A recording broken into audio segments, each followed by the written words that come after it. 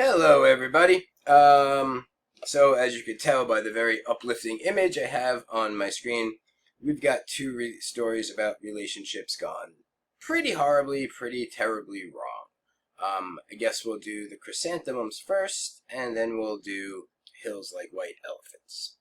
So, Chrysanthemums, written by John Steinbeck. If anyone's heard of John Steinbeck, it's from probably two of his other works, Grapes of Wrath, which is the most famous, of Mice and Men, which a bunch of people read in high school, which you don't understand because it's super depressing. Tell us about those rabbits, George. Super depressing. No need to read that in high school. The thing to understand about the Chrysanthemums, to help you understand it even more, is that it was written in 1937. And 1937 was a pretty bad time in America. Like, the economy was pretty awful, and you had something going on called the Dust Bowl, which meant that a lot of farms were dying. There was like a massive drought in the Midwest and West Coast, and if you had a farm, if you were running a farm, and Lisa and Henry in the story are absolutely running a farm, life was tough. Life was difficult. You had financial problems. And if by some miracle, like the farm in the Chrysanthemums, things were going well for you, that was the exception rather than the rule. So that's the backdrop you got to kind of understand to get the Chrysanthemums. That in a time of economic distress, especially for farmers, Lisa and Henry are doing remarkably well for themselves. Okay. So, as my discussion post and the feedback kind of suggested, the engine that drives the story is the chrysanthemums, the flowers. And we'll get to the symbolism, but we got to take a couple steps to get there first. I'm going to take this opportunity to read to you the very first paragraph of the chrysanthemums. I'm going to emphasize words. You'll see where I'm going with this. The high, gray flannel fog of winter closed off the Salinas Valley from the sky and from all the rest of the world. On every side it sat like a lid on the mountains, and made of the great valley a closed pot. On the broad level land floor the gang plows bit deep and left the black earth shining like meadow where the shares had cut. On the foothill ranches across the Salinas River the yellow stubble fields seemed to be bathed in pale, cold sunshine. But there was no sunshine in the valley now. In December, the thick willow scrub along the river flamed with sharp and positive yellow leaves. So flowers are not the only symbol in this story. That first paragraph, I tried to emphasize words. Words like gray, winter, December. What do those words have in common? Things are dying. December is when the world dies. Winter is when the world dies. Gray, not the most uplifting color. There's yellow in there. Yellow is mentioned twice. Yellow is one of those colors that you could take one of two ways, depending on context. Of course, yellow is the color of sunshine and Big Bird and smiley happy faces, but it's also the color of piss and dying leaves and decay. So it can kind of go either way. In this context, I think it's the dying, yucky, disgusting connotation of yellow. And then the other things I kind of highlighted. Closed off, sat like a lid, closed pot. What do those things make you feel? Suffocating, trapped, can't get out? Well, is there anything else that's dying and suffocating and trapped and can't get out or gives that feeling in this story? I would say that very first paragraph kind of symbolizes Elisa and Henry's marriage. It's not doing well. It's dying, because Elisa feels kind of suffocated and trapped and stifled and can't get out. Speaking of symbolism, in the very next paragraph we have fog and rain did not go together. Fog and rain seem like they could go together, right? Fog, rain, they seem like they belong together. They just don't. Anything else in the story seem like they should go together, but they just don't? Maybe Henry and Elisa? Speaking of Elisa, I am going to read you our very first description of her. She was 35. Her face was lean and strong, and her eyes were clear as water. Her figure looked blocked and heavy in her gardening costume, a man's black hat pulled low. down over her eyes, clodhopper shoes, a figured print dress, almost completely covered by a big corduroy apron, with 4 big pockets to hold the snips, the trowel, and scratcher, the seeds, and the knife she worked with. She wore heavy leather gloves to protect her hands while she worked. If we were doing an in-person class, I'd ask you the most obvious question in the history of forever. Is Elisa a guy or a girl? She is a girl, yes, but that description basically describes her in male terms, wearing male clothing. Yes, she's female. Remember, the flowers are going to represent her femininity, amongst other things. But she's described wearing male clothing and almost described as a guy, except for the one splash of femininity, her dress peeking out from under the apron and the gloves. So that's kind of important. For all intents and purposes, she's described as a guy, but there is that hint of femininity peeking through. All right, so we talk. A lot of people, like I talked about this in my discussion feedback a lot with a lot of you guys, that a lot of people want to say that the flowers represent her kids, and I get that. She cares about them like kids. She tends to them like kids. There's no evidence that they actually have kids. So I see that, and that's a good doorway into looking at the other symbolism of the flowers. Like her femininity. When Henry, and I talked about this in my discussion feedback with a bunch of people, so if I didn't, just pay attention to, if I didn't with you, just like kind of listen here. Henry comes up and sees the flowers, and he's like, wow, like, you're really good with flowers. I should put you to work in the orchard to grow apples so we could sell the apples. Here's the thing, and this is important. Henry is not a bad dude. He's not an evil guy. He doesn't, go home and lock her in the closet and stick their cat in the microwave. He's not a bad guy. On some level, though, they just don't connect. They just don't get each other. And again, if we were having an in-person class, we'd have a huge discussion about this. Whose fault is that? It often, splits down, gender lines that, Henry's not appreciating Elisa. But the other side is Henry's working his butt off. Like I said, this is really difficult financial times. They're doing really well. He just sold a bunch of cows to make money, and it's not like he's hoarding that money away to go and build a man cave for himself. He's taking her out for a night on the town, so you could also make the argument that she's not appreciating what Henry's doing. I don't think it's anyone's fault. Nobody's wrong. Sometimes people just don't connect. My ex-wife, before she was married to me, she was married to another guy. And he was a good, stable guy, was an air traffic controller, did all the right things, paid the bills, treated her well, but he was kind of straight-laced and boring. My ex-wife was anything but that. They just didn't connect. Neither of them were evil, really, if I'm being honest. Neither of them were bad, but they just didn't get each other. And I think that's what's going on with Henry and Eliza. It's, to quote the philosopher Maynard James Keenan from Tool, no fault, none to blame. They're just not getting each other. All right, so Henry goes to take care of selling the cows, and Eliza's tending to her flowers. And some sketchy drifter dude rolls up, whose spelling skills are absolutely stellar. Let's read that. Let's read the description of him. A squeak of wheels and a plod of hooves came from the road. Elisa looked up. The country road ran along the dense bank of willows and cottonwoods that bordered the river, and up this road came a curious vehicle, curiously drawn. It was an old spring wagon with a round canvas top on it like the cover of a prairie schooner. It was drawn by an old bay horse and a little gray and white burro. A big, stubble-bearded man sat between the cover flaps and drove the crawling team. Underneath the wagon, between the hind wheels, a lean and rangy mongrel dog walked sedately. Words were painted on the canvas in clumsy, crooked letters. Pots, pans, knives, scissors, spelt wrong, lawn mowers, spelt wrong, fixed. 2 rows of articles and the triumphantly definitive fixed below. The black paint had run down in little sharp points, blah, blah. Couple questions. One, is this cat the most attractive dude in the world? Brad Pitt's not playing him in any movies. Obviously his spelling skills are not quite there, but Elisa's going to pretty much throw herself at this guy. Well, why is that? One, we'll see, it's because she shows interest in her flowers. The other is his lifestyle. he he goes up and down the coast. He never stays in one place too long.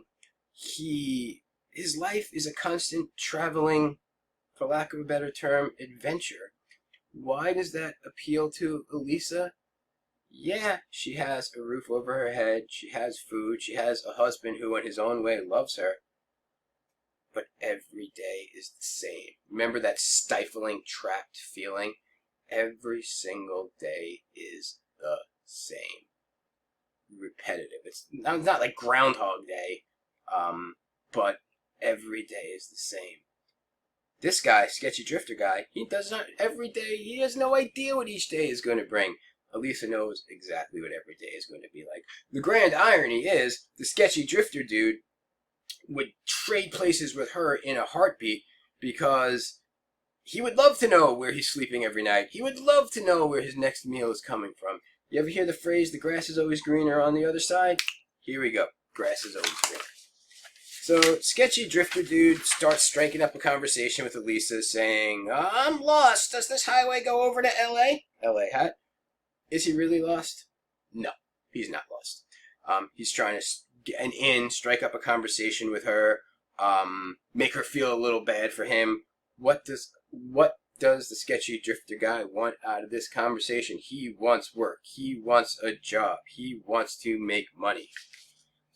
And he tries talking about how he's great at fixing stuff, and Elisa's like, nah, I got nothing for you to fix, dude. I got nothing for you. I'm sorry, man. I got nothing for you.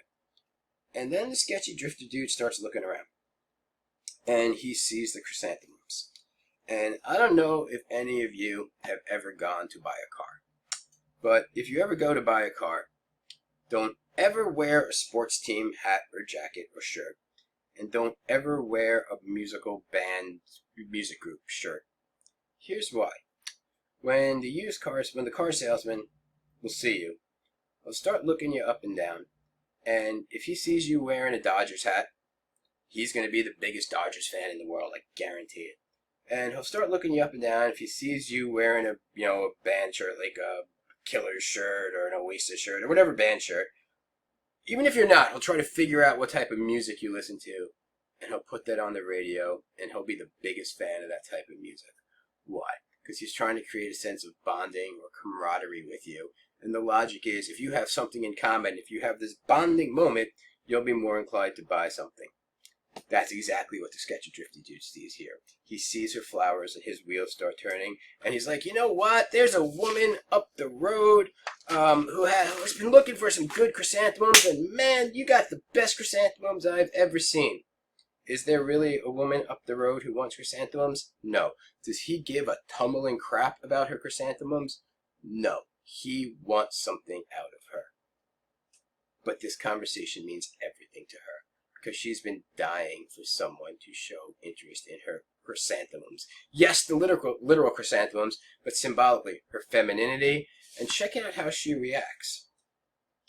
Her eyes shone. She tore off the battered hat and shook out her pretty dark hair.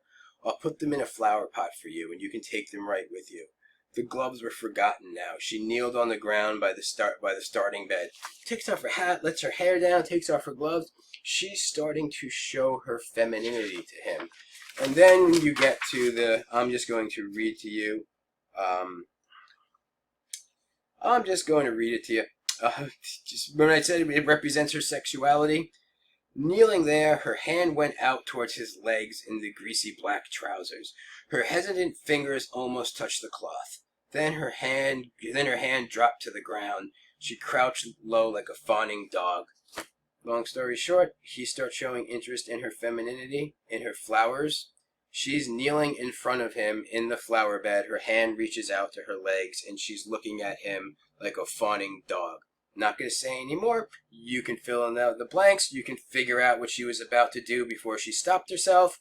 I'm going to leave it there.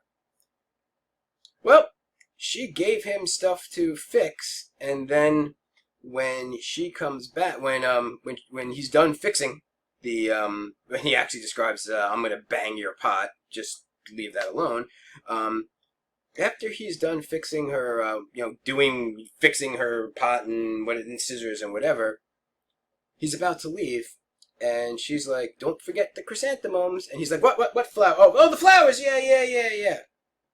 He never cared about the flowers. Never cared. He used them as a means to an end. Guys never, ever pretend to have interest in something that girls like just to get something out of them, do they? No, that never happens. No one never has the phrase been uttered, sure, I'll go see that Nicholas Sparks movie with you. Sure, baby, I would love to go see Twilight. Happens all the time. Usually, guys do that to get, let's be honest, to get sex out of a girl. Here, in Depression-era America, what's way more important to this sketchy drifter is money. And he played Eliza like a fiddle. This conversation means nothing to him. It meant everything to Eliza. To the point where when she goes home, I'll describe to you what she does. In the bathroom, she tore off her soiled clothes, flung them into the corner. Then she scrubbed herself with a little block of pumice, legs, thighs, loins, chest, arms, until her skin was scratched and red. When she had dried herself, she stood in front of a mirror in her bedroom and looked at her body. She tightened her stomach and threw out her chest. She turned and looked over, shoulder at her back. After a while, she began to dress slowly. She put on her newest underclothing and her nicest stockings, and the dress, which was the symbol of her prettiness. She worked carefully on her hair, penciled her eyebrows, and rouged her lips. What's she trying to do? Remember, the flowers represent her femininity, her sexuality. Well, she's trying to heighten her femininity and sexuality. This encounter with the sketchy drifter, just be putting brutally honest, it turned her on. She wants Henry. In a perfect world, she would want Henry to come in, see her, throw her down, kiss her passionately, blah, blah, blah. She'd settle for, hey, baby, you look really nice. You look beautiful. Let's see how Henry does. He sees her. Remember, best case, she would love him to grab her and kiss her, would settle for a compliment. This is Henry's compliment. Why, Lisa, you look so nice. You know that's not what she was looking for. Nice, just no. Strike one. Lisa's upset that he said nice, and she calls him on it. I don't know. I mean, you look different, strong, and happy. Happy's not bad. Strong, I don't think you want to tell a girl who's trying to look beautiful that she looks ripped. And different. So if she looks nice now, which he just said, the implication is you don't normally look nice. Strike two. Bottom of the ninth. 2 outs, 2 strikes. Let's see how Henry does in clutch time. You look strong enough to break a calf over your knee, happy enough to eat it like a watermelon. So she would take a cow, break it over her knee like something out of WWE, then go to town on it like a watermelon. Not what she wanted to hear. But in Henry's defense, he's trying. He is trying to compliment her. They're just not getting each other. They're just not connecting. So they go off to the city to see a movie dinner. And then they're driving. And he has enough money to have a car. So, obviously, like I said, in a time of economic distress, they're doing well. And then Elisa sees something on the road that devastates her. She sees her chrysanthemums thrown all over the side of the road like they're nothing. And this levels her. This annihilates her. So remember what the chrysanthemums symbolize. Kids, maybe, but also femininity, sexuality, discarded on the side of the road like they're nothing. As if that wasn't bad enough. The knife twist.